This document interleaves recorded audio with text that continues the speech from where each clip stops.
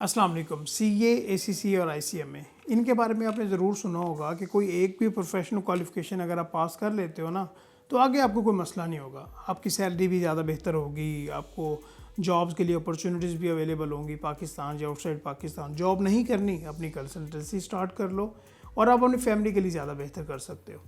तो जहाँ पे इसके ये सारे पॉजिटिव एस्पेक्ट्स हैं, तो क्या नेगेटिव एस्पेक्ट्स बिल्कुल नहीं हैं? तो ये सोचने की बात है। तो बिल्कुल नेगेटिव एस्पेक्ट्स भी होते हैं और इसीलिए आज हम एक नेगेटिव एस्पेक्ट को डिस्कस करेंगे।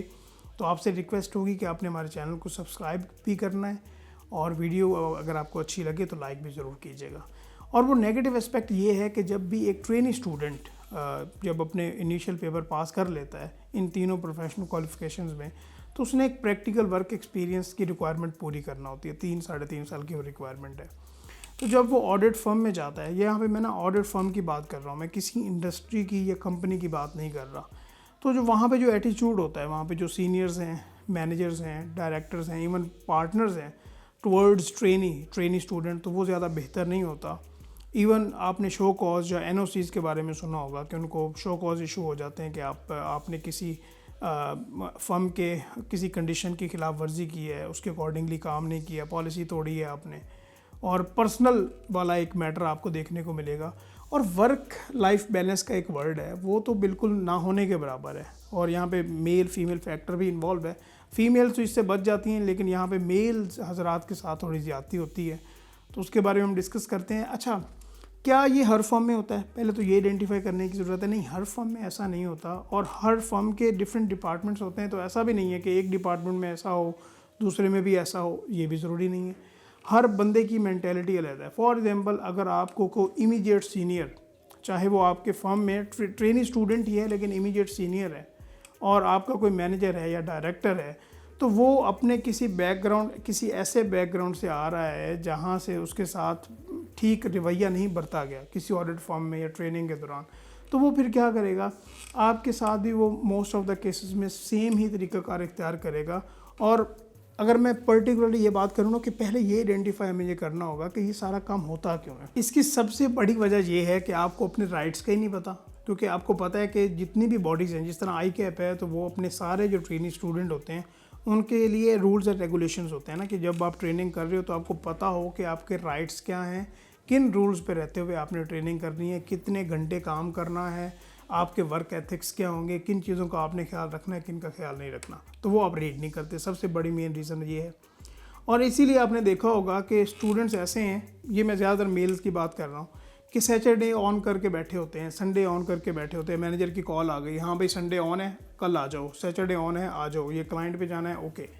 तो वो आ रहे होते हैं, अपना टाइम भी दे रहे होते हैं।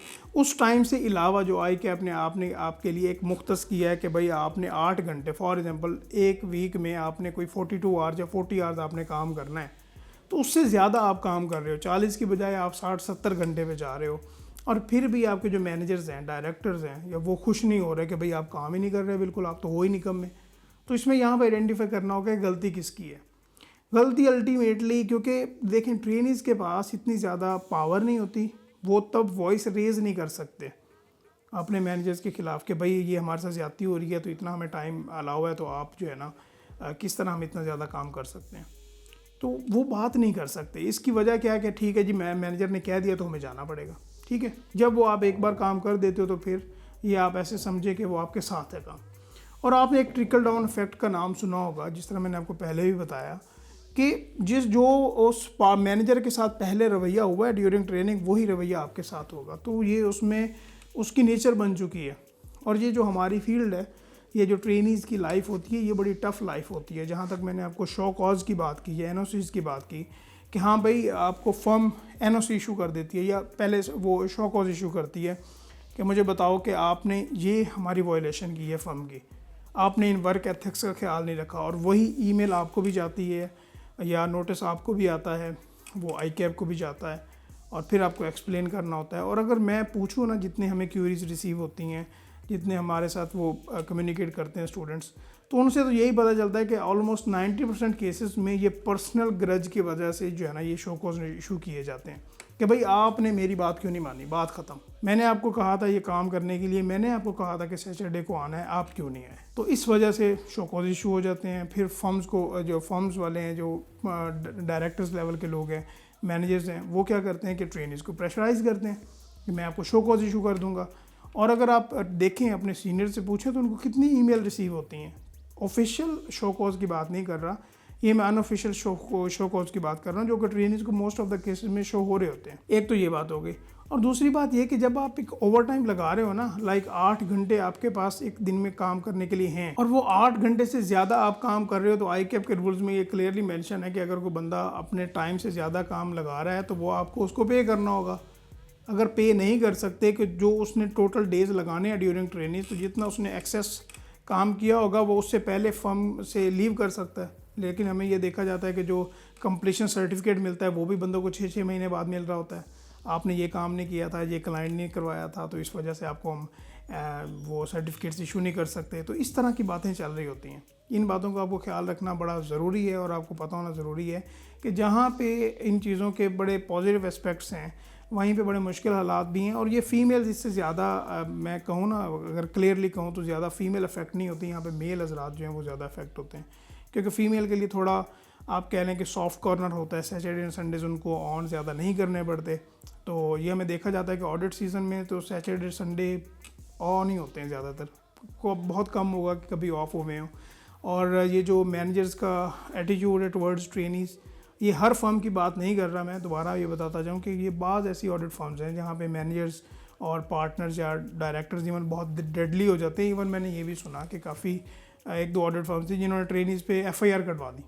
हालांकि अगर देखा जाए तो ये एक ट्रेनी एक स्टूडेंट ही होता है ना, तो पार्टनर्स को या मैनेजर्स को, डायरेक्टर्स को ये देखना चाहिए कि अगर एक बंदा यहाँ पे हमारे पास एक स्टूडेंट बन के आ रहा है, ट्रेनिंग के लिए आ रहा है, तो भाई हमने उसको ट्रेनिंग ही देनी है और स्टूडेंट समझना है। तो ये नहीं कि आप उससे कोई पर्सनल ग्रज रख लें कि मेरी इसने बात नहीं मानी। हाँ ठीक है, अगर देखा जाए तो फुल टाइम बंदा वर्क भी कर रहा है तो फिर उसको उतना रिवार्ड भी देना चाहिए। और जहाँ तक स्टाइपेंड की बात है, तो ये भी आपको पता होना चाहिए कि स्टाइपेंड कौन सा टाइम पे मिल रहा होता है। ये बहुत कम ऑडिट फर्म है, कोई 25-30 ऑडिट फर्म होगी जो टाइम पे देती होंगी स्टाइपेंड, बाकी तो 20-20, 25-25 तारीख को जो है ना वो स्टाइपेंड मिल रहा होता है। स्टाइपेंड कितना है अगर आप देखें तो बहुत कम स्टाइपेंड है। तो ये कुछ बातें हैं जो कि आपको पता होना चाहिए कि जहाँ पे पॉजिटिव एस्पेक्ट्स होते हैं इन प्रोफेशनल क्वालिफिकेशंस के, वहीं पे नेगेटिव एस्पेक्ट्स भी होते हैं। तो आई होप कि आपको ये वीडियो अच्छी लगी हो, तो अपने फ्रेंड्स के साथ भी शेयर कीजिएगा और चैनल को भी सब्सक्राइब कीजिएगा। Thank you so much. अल्लाह हाफ़िज़। देखिए, reference has been part of this industry ever since I've been it, in fact even before I started, even before I set a foot into it. लेकिन ये जो आपने बात की है ना कि रेफरेंस के बगैर सिचुएशन नहीं होती, इससे मैं बिल्कुल एग्री नहीं करूँगा। I mean, her firm, every firm that I have interacted with,